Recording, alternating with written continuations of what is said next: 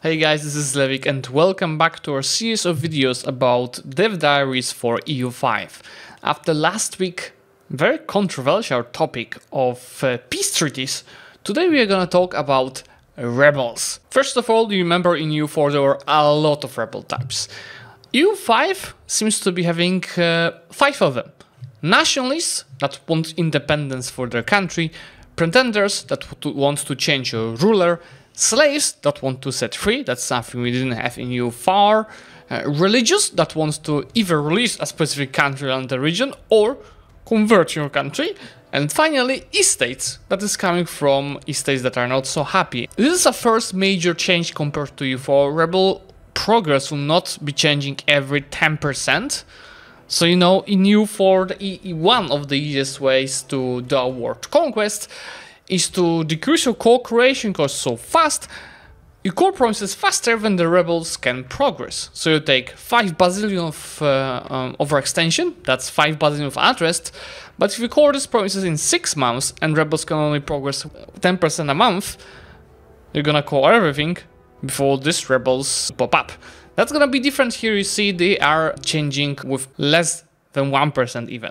So we'll be having the rebel type here. You see the progress bar will be around this amount of the pops that are in the rebel faction, locations where they're gonna happen, and I'm not sure what it means to support rebels. You remember a couple of Tinto talks back, we already explained at what point pops will become rebellious.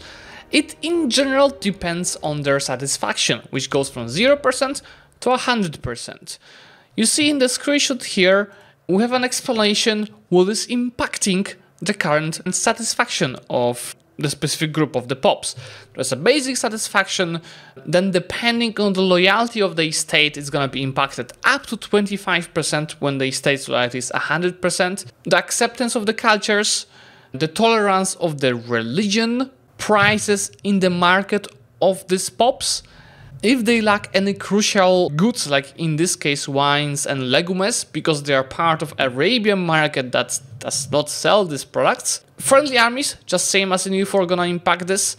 Buildings, like a temple, and again, the status of a province. Remember in the one of the last dev diaries, it was explained that a province that you just conquered is called a conquered province and gives -50 loyalty. So you see in the end the satisfaction is 0%, which means that the rebels are progressing, because the threshold currently they're having is 18% to start loading, and if they start loading you need to get it back up to almost 30% to stop it, which is very similar to what we had in Imperator Rome with the rebels province. Now the threshold itself is impacted by stability of your country, values in the country, and specific probably policies and other things that will be impacting that. If you integrate a province, which takes around 25 years, you can also decrease the -50 impact of the satisfaction to just -10.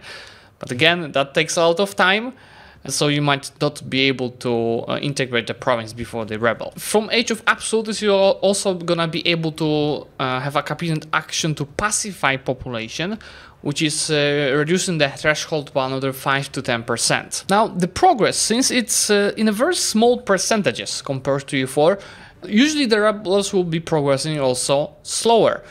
And there will be no such thing as overextension of a country that's gonna increase that progress for all of the provinces.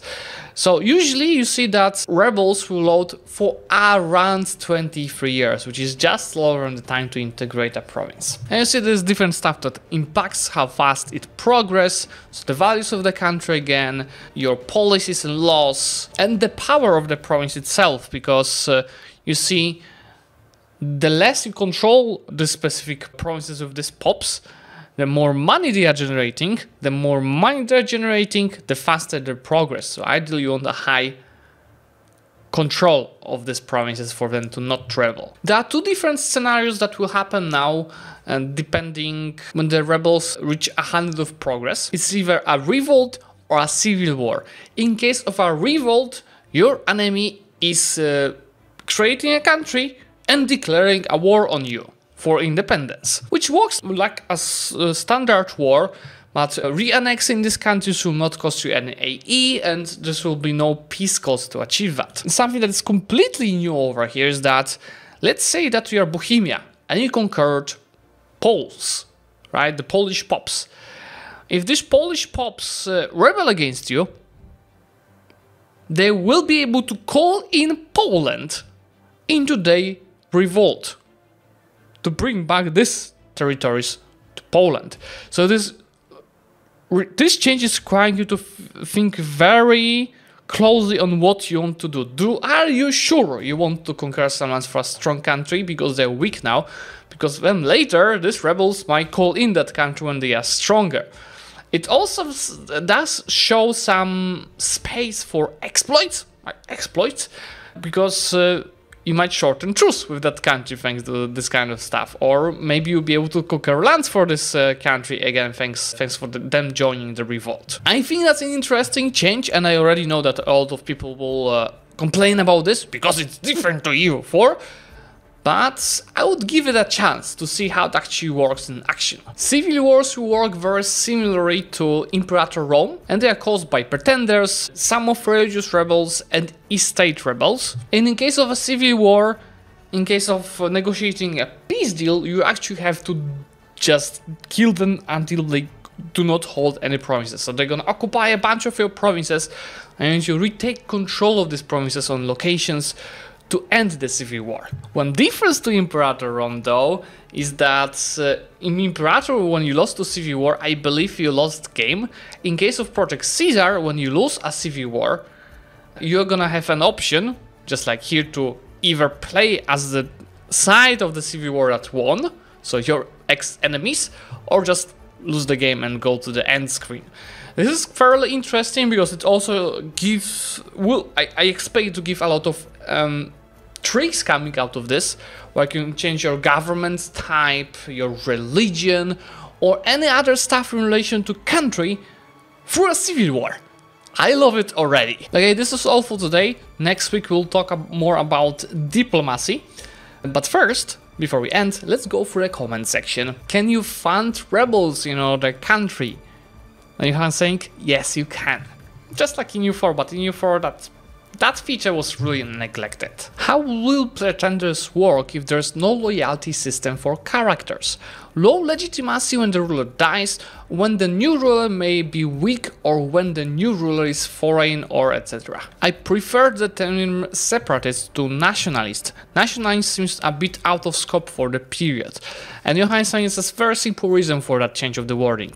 It's a bit weird then with overlapping then, as religious rebels can also be working for separatism, not only the nationalist rebels. Can rebels call in their old overlord's country even if it has a truce with the new overlord? Would there be an option to truce break and hopefully regain lost locations with only the truce break diplomatic impact? Yeah, so that might be also a potential, you know, you lose a war, bad situation, then you fund your own rebels in another country, and without waiting for the truce to end, you join that war. But keep in mind, these rebels might load 2 decades, so it might be faster to wait for the end of the truce. Unless you planned correctly, you win the war, and you know that just after that war there's gonna be another war where you'll be supporting the rebels. And the question is, if that happens, who will be negotiating peace terms? The rebels? Or you? Hi Johan, can rebels generate dynamic tax like Imperator Rome? And can the rebels get additional land from the peace treaties if they win? All revolts, civil wars, factions are unique dynamic tax. By the way, Project Ceasar is no longer merely using 3-letter tags like SVE or ENG for England, but they can be 3 to 5 letters. Dynamic tags start at AAAOO. This is also a good change because remember, in EU4 you couldn't create more than 100 of client states because the game was running out of the client states limit because it was reaching the letter 19, it was going from 0 to 99. Okay guys, I think that's gonna be all for today. I just watched this dev diary, there will be probably more comments coming in, but we've got a lot of feedback already. Let me know guys what you think about these changes. I'm more positive than negative about them, but again, as said a bit earlier, it will all depend how all of these features will combine each other into our actual game. But I think it's heading in the right direction. Thank you so much guys, remember to subscribe to the channel so you'll see each other in the next week's dev diary. Bye!